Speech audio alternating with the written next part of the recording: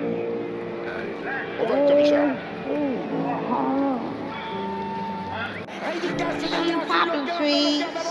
Rédicace, Thierry Duval-Destia, Rédicace, Franck Diva, Maraja deuxième, Maraja qui revient sur Rédicace, Maraja les deux favoris, Rédicace, Infinity pour Rédicace, Franck Diva, Thierry Duval-Destia, Maraja est deuxième, Olga Dubuel c'est troisième, Olivier c'est quatrième, Poitiers Jacques cinquième. Bonjour à tous les amis et bienvenue sur ma chaîne YouTube. On se retrouve pour le 100e prix de l'Arc de Triomphe sur l'hippodrome de Paris-Longchamp.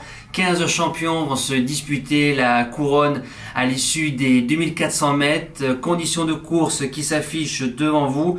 Grande piste, 15 partants, une lice à 0 mètres, 5 millions d'euros d'allocation. Par contre, pour le terrain, faites attention. On annonce des averses à partir de 11 h, des pluies et du vent, donc ça peut changer la donne pour certains chevaux.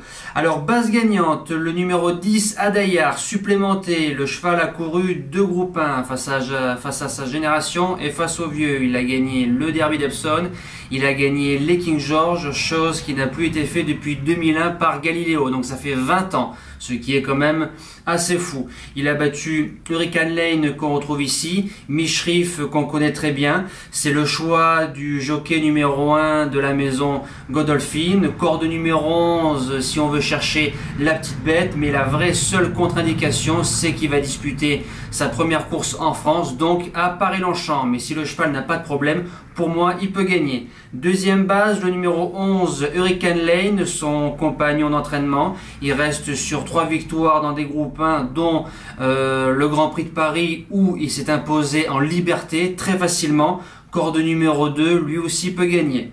Le Challenger, la supplémentée, donc la deuxième supplémentée, le numéro 15, Snowfall. La jument a enchaîné par 3 victoires de groupe 1, n'a fait que deuxième du Vermeil à 1,20 contre 1. Elle a mis du temps pour se mettre en jambe dans la ligne droite, mais l'Enfranco Dettori n'a pas été méchant. On retrouve Ryan Moore qui est son pilote. Attention, ça peut finir dans les 3 facilement. Le premier outsider, le numéro 4, Tarnawa, je tente. Elle est invaincue à Paris-Longchamp l'année dernière, 2 sur 2. Gagnant du Vermeil, gagnant de l'Opéra. Elle surclassait Rabia qui, quelques semaines plus tard, faisait 5e du prix de l'Arc de Triomphe. Donc je pense que la jument a le niveau.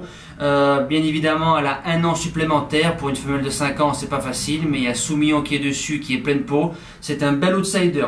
Le deuxième outsider, le numéro 2, Deep Bond, désinvolte lauréat du prix Foix, mais en général, le prix Foix, le gagnant du Foix n'a pas une belle réussite dans le prix de l'Arc de Triomphe, mais ça arrive, mais à gagner sur le parcours, Barzalona qui est dessus, pour une place de 5e, c'est possible. Seconde partie de pronostic, j'ai mis le numéro 13, Alenquer, 3e du Grand Prix de Paris, avec la corde numéro 11, tout à l'extérieur. Ce jour-là, il a fait un superbe finish. Il a ensuite fait 2e de Mishrif dans les State Group 1. C'est une belle candidature. 7e position, le numéro 8, Mojo Star. C'est intercalé au mois de juin entre les 2 chevaux d'Appleby, Hurricane Lane et puis Adayar. A ensuite répété. C'est une chance, surtout avec la corde numéro 1. Et je termine avec le numéro 5, Love. 14 courses, 12 fois dans les 3, monté par le redoutable Lanfranco Dettori. 3e des stakes derrière Mishrif et Alenquer, donc en bout de sélection, ça se respecte, pourquoi pas. En cas de non partant, le numéro 14, Bubble Gift, à 2 sur 3 sur la piste de Longchamp par des victoires, donc c'est pas mal. A bien couru dans le prix de Paris, n'a pas une grosse marge de manœuvre, mais dans un champ réduit, je pense qu'on peut le garder. Mon impasse, le numéro 1, Torquator Tasso, est très fort chez lui, affronte la crème, découvre Longchamp. Au papier, ça va être pour moi très dur de le voir finir dans les 5, je l'écarte sans problème. Nous passons au cheval du jour. Alors nous finissons avec un couac, c'est dommage, jeudi 30 septembre en réunion 4 course 7, le numéro 4, Extra du Châtelet, 14e.